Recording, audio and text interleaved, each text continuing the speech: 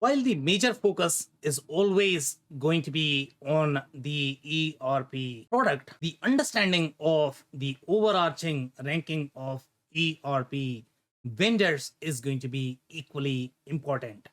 In this video, we are going to be discussing why that is important and the vendors that are likely to do well in 2023. Let's dive in.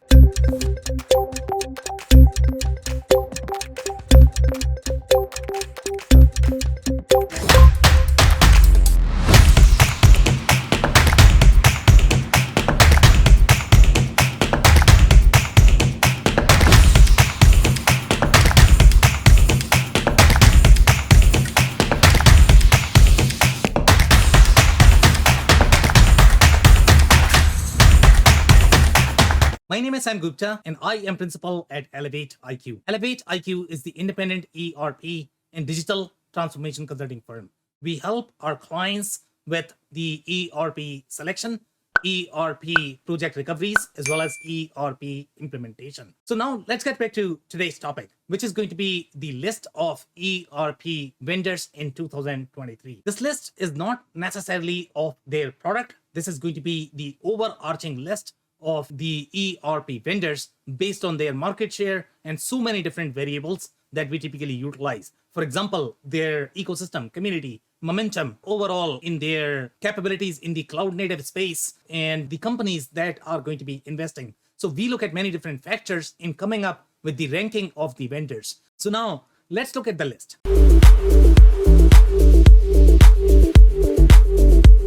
So number 10 on our list is going to be the vendor called Odoo. Some of you may not have even heard of Odoo, but if you look at their valuation, they have the valuation of over $3 billion. And the reason why they have such high valuation, and even some of the known solutions are probably not going to have as high valuation. Their valuation is so high is because of their community, because of their momentum, because of their ecosystem. And that's what the investors are really banking on, that this is probably going to be the next QuickBooks, which is going to have massive customer base. And that's what they are hoping. Now, overall, in terms of valuation, if you compare with some of the other companies that were valued recently, for example, this is very similar to your QAD and Deltek. QAD and Deltek, they are designed for very large enterprise-centric workloads in different industries, but the valuation is similar just because the number of customers or the prospective customers that the investors are really betting on are going to be far more for Odoo, but for QAD and Deltek may not be as high. And the reason for that is because their customer base is going to be far larger. And because of that, the number of customers, the target customers for them is going to be very small in general. Now, this is probably half of Apicore's valuation. The last valuation of Apicore was roughly $5 billion. Probably it's more right now. But obviously, compared to where Apicore is and how long they have been in the market, Odoo's valuation is definitely commendable. And that's the reason why we feel that Odoo is probably going to be a vendor that is going to be around for a very long time. If you look at some of their comparable solutions that we have in the market, and if you compare this with Acumatica or probably Sage Intacct, their valuation is far higher, again, because of their ecosystem, because of their momentum. Some of the notable trends, especially in 2023, they have done some advancements. Overall, is going to be they are trying to align with some of the large banks. And then these banks are going to be recommending Odoo, especially in the SMB space. So that's a notable trend. This is the similar alignment that you are going to find with some of the payroll vendors, such as Paychex. They have alignment with several different banks. So that's a very notable trend. And this is actually going to increase the penetration of Odoo. There are a lot of large accounting firms that are recommending Odoo, for example, KPMG, PwC. For them, if they are doing a lot of QuickBooks work, obviously Odoo is going to be superior choice in general. So that's why they are recommending Odoo. But they are not recommending Odoo for very large workloads that the other solutions are going to be the better fit. It's still for that QuickBooks market segment or Microsoft GP market segment is where the Odoo's sweet spot is going to be. Overall, Odoo has just one product, and that is open source in nature, and that's their real strength. Overall, from the capabilities perspective, they are not going to have as deep operational capabilities. They are going to have very strong accounting capabilities. The industries that Odoo does really well is in the commerce centric verticals, where NetSuite does really, really well. And it's not really going to be as great fit for the B2B centric organizations, or, for example, industrial distributors, manufacturers. That's where you have several other products that are probably going to be better fit. But if you are buying a product that is going to provide slightly better integration, and you don't have as much implementation and you cannot afford to invest as much on your implementation, that's where Odoo is probably going to be superior. And that's the reason why Odoo is at number 10 on our list of ERP vendors for 2023.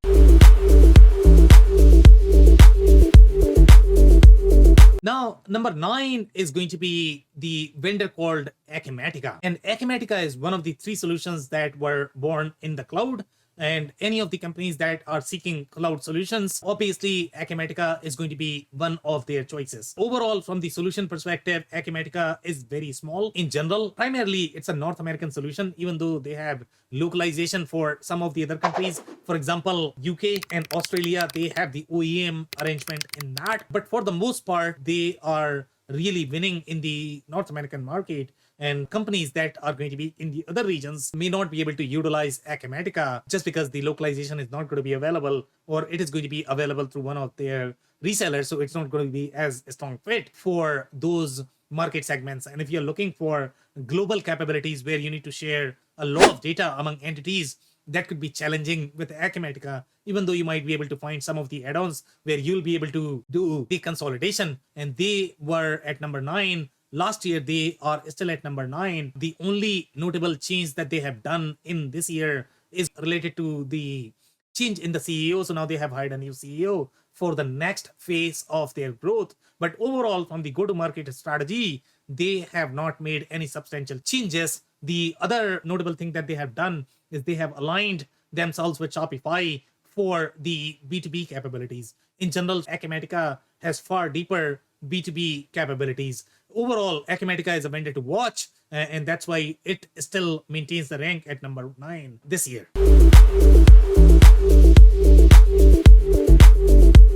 Number 8 on our list is still a tie with the vendors such as your QAD, Plex, Deltek, and Unit4. None of these vendors really are in that $1 billion plus category where you are going to have vendors such as your Epicor and Forsage, SAP, Oracle, Microsoft. So these solutions are winning a lot in their micro segments. They are acquiring the capabilities, but these changes are not substantial enough to be able to build the same architecture that your SAP or Infor is going to be able to build for a lot of different industries. So their capabilities are overall limited, and that's why they don't rank as high on this list. Now, some of the notable changes.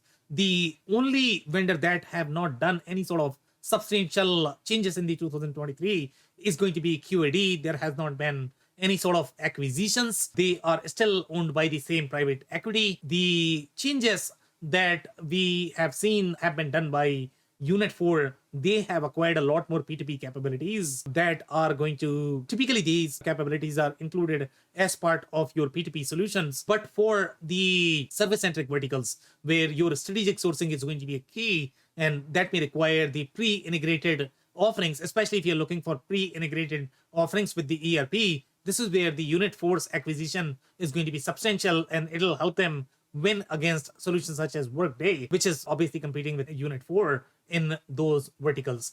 The other substantial changes with these 4 vendors have been with Deltek. They acquired a MES solution. So traditionally, Deltek was more of the government contracting and the construction centric solution, but now they will be able to win with the vendors that are going to have slightly more manufacturing capabilities. Even these government contractors are requiring these MES capabilities. So the scope of Deltek is going to be slightly higher, but overall it's not substantial enough to increase their ranking. And Plex has made one announcement for this year. They have developed the capabilities for Ford ecosystem.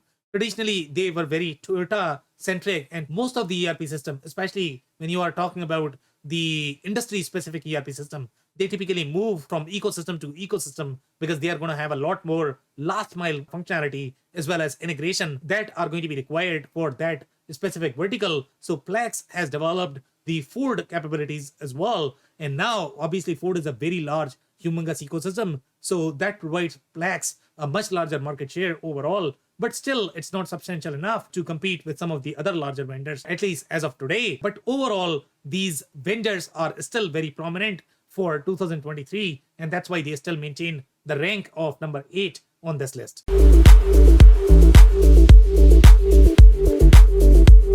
Number 7 on our list is IFS. And even IFS is not in the $1 million club yet overall, but IFS has been winning a lot with very large accounts. And these accounts traditionally were more of the SAP accounts, or they probably had the custom solution. If you talk about the service-centric scheduling, and this is the field service-centric scheduling, and these are the enterprise workloads when you are going to be scheduling for, let's say, 500,000 workers. And this is a very massive workload overall in terms of the number of journal entries that you're going to get out of this scheduling. It's going to be humongous. So these are the kind of workloads that IFS is able to pull off, especially in certain industries where they are going to require very asset heavy capabilities or the field service centric capabilities. And these are Fortune 1000 accounts that IFS is able to compete with some of the other solutions such as your SAP S4HANA. Some of the notable changes that IFS has made this year, they have acquired Ultimo, and which is another asset management capabilities. And typically when you look at asset management capabilities, these are very similar to your PLM solution. Typically, PLM solutions are designed for very specific micro verticals. The same thing goes for your asset-centric solutions as well. The asset-centric solutions that might work for your oil and gas energy, they might not be as efficient in the manufacturing situations. So this is where the Ultimo acquisition for them is going to help them win against Infor. And especially since Infor has spun off their EM solution. So now these guys are going to be slightly more capable in winning in those micro verticals. So that's what makes IFS a very exciting solution overall, as well as the vendor. And we are going to see a lot more win rate with IFS. But overall, these changes are not substantial enough for them to compete with the larger vendors. And that's why they still maintain the same rank at number 7 on our list.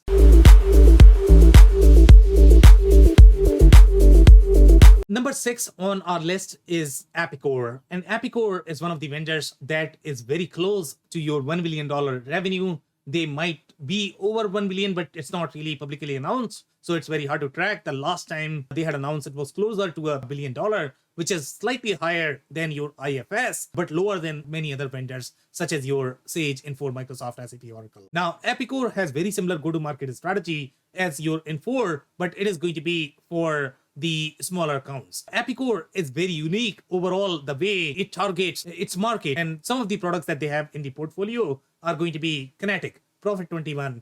Then you have Eclipse, Bistrack, and some of these ERP systems, even though they might have very legacy or clunky technology, but they have very unique capabilities for these trade groups, for these buying groups that you are not going to find anywhere else. And that's how Epicor is able to guard the market share in those verticals. When you are going to be buying vanilla solution, you will require tons and tons of integration as well as custom development on top of those vanilla solutions, and you might have substantial challenges. And especially if you are SMB, you might not be able to afford the custom development effort. Secondly, when you are going to be looking at the industries, these resources are probably going to be familiar with these solutions. So when they are going to be moving around, for example, let's say if you hire a resource that was already working with your competitor, they might be familiar with these solutions. So that's the go-to-market strategy for Epicor. Epicor this year, they have not been as aggressive as last year. They have done some acquisitions.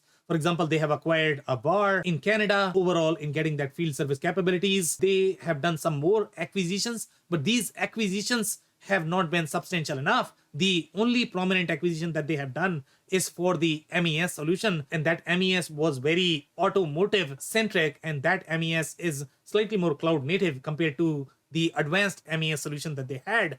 But overall, the Epicor products are very well positioned in the target industries, and that's why Epicor still maintains the rank at number 6 on our list for this year.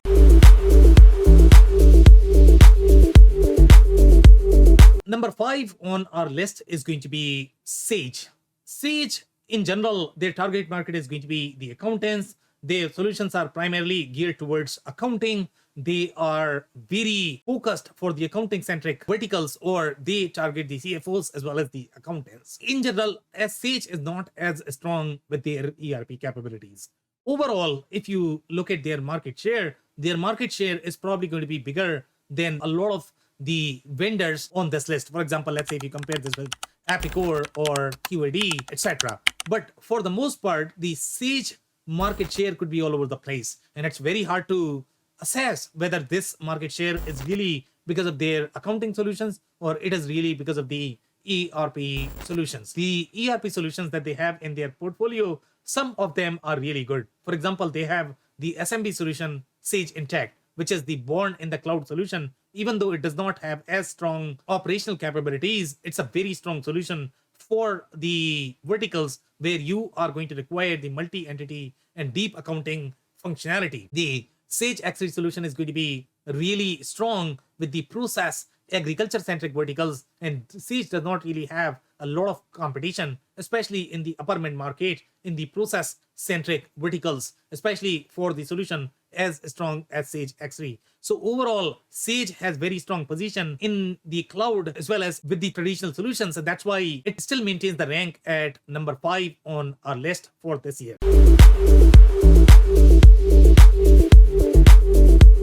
The number 4 on our list is going to be Infor. And Infor's revenue is higher than Apicor and Sage, but it's not going to be as high as some of their competitors, for example, Microsoft, SAP, Oracle.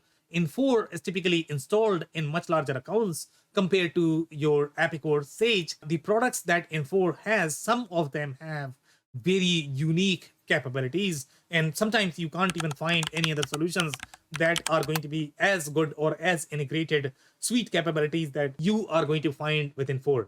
For example, Infor M3 is a very strong solution for the apparel-centric manufacturing or apparel-centric vertical, or when you are going to be looking at chemical manufacturing. Food and beverage, Infor M3 might be able to compete with Sage X3, but even then, Infor M3 is probably going to be a very strong solution, especially when you are going to be combining the best of breed capabilities in the form of Infor WMS as well as Infor Supply Chain, which is the Nexus solution that they have. And that's what makes Infor really strong. Infor also has the stronger best of breed capabilities that you are going to find in SAP portfolio, Oracle portfolio, and even Microsoft cannot match these capabilities when you are talking about WMS. So Microsoft is great. They have these WMS and TMS capabilities built as part of the ERP. But when you are going to be looking at the best of breed capabilities, when your WMS is going to have very different architecture than your ERP, especially, for example, let's say if you are installing this for your 3PL, or maybe 3PL is part of your business model, then some of these ERP systems, for example, your Oracle, Microsoft, may struggle, and that's where the only competition for SAP is probably going to be Infor, just because of those best of breed capabilities. So overall, Infor is positioned very well in the market verticals that they operate in, and that's why it still ranks at number 4 on our list for this year.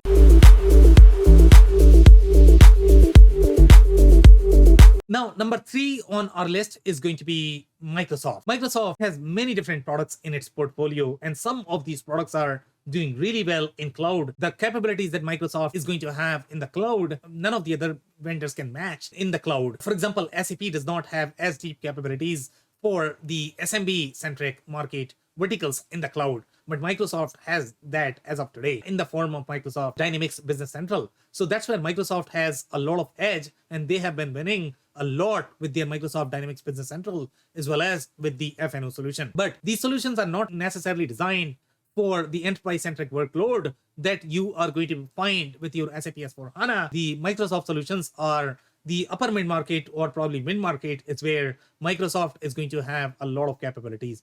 Obviously, they have a lot of capabilities in the SMB verticals as well. And some of their solutions, if you compare their solutions such as Microsoft GP, and GP itself has roughly 60,000 installations. And if you look at the number of installations today for NetSuite has 32,000, which is probably a very successful solution in the cloud. and the other solutions that Microsoft is probably going to have are probably going to have the much higher number of installations. So overall, Microsoft has very large market share right now in the ERP space, and that's the reason why it ranks at number 3 on our list for this year.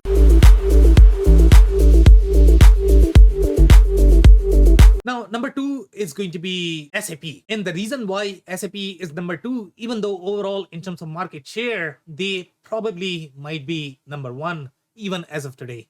But they are still behind in the cloud capabilities. Their cloud capabilities are going to be very limited to the accounting, and it's very similar to your Oracle financials, the way Oracle is positioned in the market. The other challenge that we have with SAP is SAP does not have the leading cloud solution as of today, even though business by design is there, but typically resellers are not really promoting that solution, and the ecosystem and the momentum is not there. SAP Business One does not have as deep cloud capabilities that you're going to find with the solutions such as NetSuite or Acumatica, even though they might have the market share, but overall in the cloud world, they don't have as much edge as of today. They might be able to catch up with some of the other vendors overall in terms of the cloud revenue, just because SAP S4HANA is winning a lot overall in the cloud, just because of the transactional workload requirements, especially when you talk about these Fortune 1000 companies or companies that are going to have multi-billion-dollar revenue. That's where SAP really excels in general, and those are the accounts that are still going to be guarded by SAP. None of the other vendors may be able to win against SAP, but some of the vendors, such as your IFS, Oracle,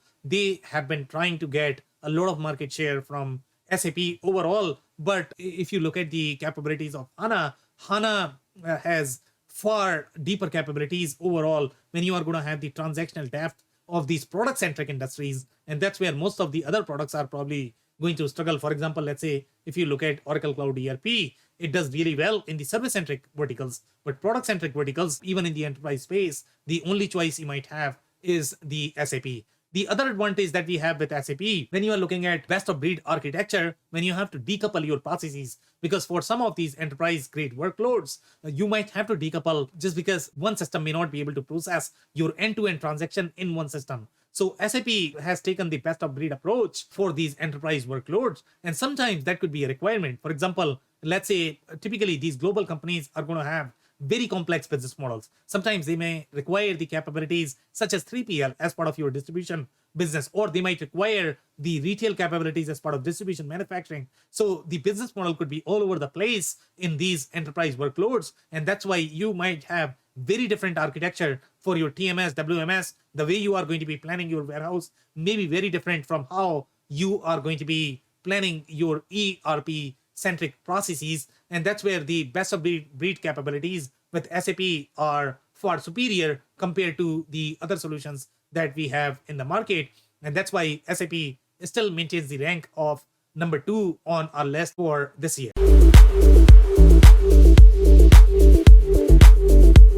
Now, number 1 on our list is going to be Oracle. And the reason why Oracle is number 1 is because it has 2 solutions that are doing really well, and they are doing well in both SMB as well as in the enterprise space. For SMB, they have the NetSuite solution, and for the enterprise, they have the Oracle Cloud ERP solution. If you look at the number of installations as of today for NetSuite, it's roughly 32,000, but 32,000 number is very low compared to some of the other vendors that we have in the market. But overall, if you look at the number of installations for the cloud solutions, it's not going to be as high. In general, NetSuite is also installed with slightly bigger accounts just because it has the multi-entity capabilities, and it's globalized and localized in over 100 countries. And that's why NetSuite sometimes you are going to find with companies that are going to have billions and billions of dollars in revenue.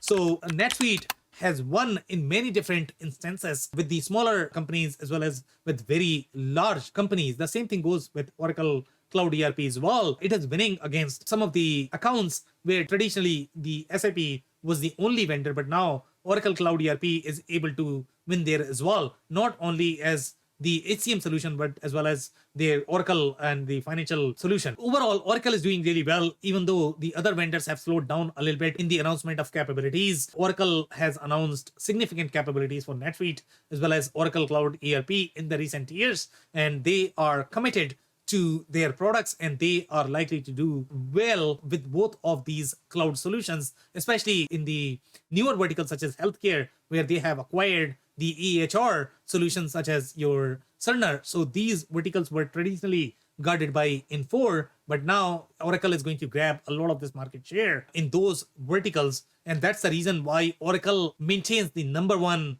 rank as the ERP vendor on our list for this year. If you enjoyed this video, we are going to include the link for the blog that is going to have much deeper analysis. Also, this podcast is available in the audio form on Google, Spotify, as well as Apple. So check that out. We publish these videos on a weekly basis. So don't forget to hit the subscribe button. And if you have not checked our digital transformation report for 2023, it's going to provide insights in terms of how to be successful with these solutions, as well as it's going to have a lot of these similar lists. So make sure you guys download that and check that. On that note, thanks for tuning in. I'll see you in the next one.